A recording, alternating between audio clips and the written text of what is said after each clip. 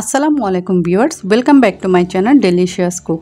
আজকে আমি আপনাদের সাথে ভীষণ মজাদার আর ঝটপট একটা রেসিপি শেয়ার করব, যা বাসায় থাকা অল্প উপকরণ দিয়ে খুব সহজেই তৈরি করে নেওয়া যায়। আর এটা তৈরি করেও আপনারা বেশ কিছুদিন ধরে সংরক্ষণ করে রাখতে পারবেন। তাছাড়া বাচ্চা থেকে বড় সকলেই কিন্তু ভীষণ পছন্দ করবে, তাই আশা করছি আপনাদের কাছেও ভালো লাগবে। আর ভালো লাগলে ভিডিওতে একটা লাইক দিবেন আর আমার চ্যানেলটি সাবস্ক্রাইব করবেন আর ফেসবুক পেজটি ফলো দিয়ে রাখবেন। তো আজকের রেসিপিটা তৈরি করার জন্য প্রথমে একটা বাটিতে আমি মেজারমেন্ট কাপের 1 কাপ পরিমাণ আটা নিয়েছি। তবে আপনারা এখানে আটার পরিবর্তে ময়দাও ব্যবহার করতে পারেন। এর সাথে দিয়ে দিচ্ছি হাফ চা চামচ গোটা জিরা ও স্বাদ মতো লবণ। এরপর চিনি দিয়ে দিচ্ছি 3 চা চামচ পরিমাণ, সাথে রান্নার তেলও দিয়ে দিচ্ছি 1 টেবিল চামচ, আর সাথে একটা ডিম ভেঙে নিচ্ছি।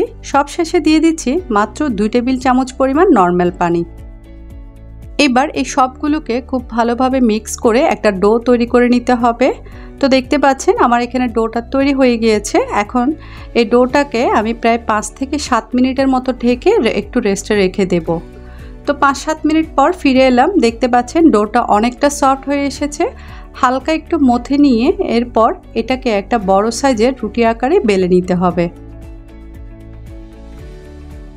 তো দেখতে পাচ্ছেন আমি মোটামুটি বড় করেই একটা রুটি তৈরি করে নিয়েছি।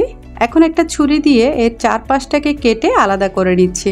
তবে এগুলো দিয়ে আমি কিন্তু পরবর্তীতে বাকি নাস্তাগুলো তৈরি করে নিব।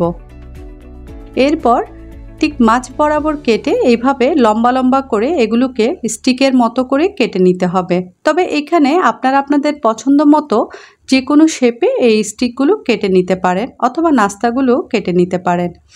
তো এগুলো মোটামুটি কাটা হয়ে গিয়েছে। এখন এগুলোকে ভেজে নেওয়ার পালা। তার জন্য চুলায় আমি একটি হাঁড়ি বসিয়ে তাতে পর্যাপ্ত পরিমাণ তেল দিয়ে তেলটাকে ভালোভাবে গরম করে নিয়েছি। এখন এর মধ্যে একটা একটা করে আমি সবগুলো স্টিক ছেড়ে দিচ্ছি। তবে এই সময় চুলার আঁচটাকে কমিয়ে মিডিয়াম থেকে একটু লো হিটে রাখতে হবে, কেননা চুলার আঁচ যদি একটু বেশি থাকে তাহলে স্টিকগুলো উপরের দিক থেকে খুব দ্রুত কালার চলে আসবে আর ভেতরটা কাঁচা থেকে যাবে। তাই একটু সময় নিয়ে উল্টে পাল্টে হালকা গোল্ডেন ব্রাউন কালার করে এগুলোকে ভেজে নিতে হবে। আর এই ফাঁকে আপনারা কে কোথা থেকে আমার ভিডিওটি দেখছেন তা আমাকে কমেন্ট বক্সে জানাবেন, যাতে করে আমি পরবর্তী ভিডিওতে আপনাদেরকে ধন্যবাদ জানাতে পারি। তো এরই মাঝে দেখতে পাচ্ছেন স্টিকগুলো খুব সুন্দরভাবে ভাজা হয়ে এসেছে। এখন এগুলোকে আমি তেল থেকে উঠিয়ে নিচ্ছি। ঠিক একইভাবে আমি সবগুলো স্টিক ভেজে নিব।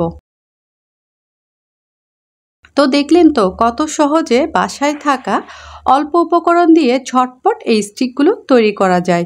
এছাড়াও বিকেলের নাস্তা কিংবা বাচ্চাদের টিফিনেও এই স্টিকগুলো আপনারা তৈরি করে দিতে পারেন। এছাড়াও বিকেলের নাস্তায় চায়ের সাথে স্টিকগুলো আপনারা তৈরি করে দিতে পারেন।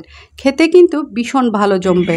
আর আপনাদের সুবিধার্থে আমি একটা স্টিক একটু ভেঙে দেখিয়ে দিচ্ছি যে এটা কতটা ক্রিস্পি হয়েছে। আওয়াজ শুনে নিশ্চয়ই বুঝতে পেরেছেন যে এটা খেতে ভীষণ মজাদার। তো আজকে এই পর্যন্তই। সবাই ভালো থাকুন, সুস্থ থাকুন। আল্লাহ হাফেজ।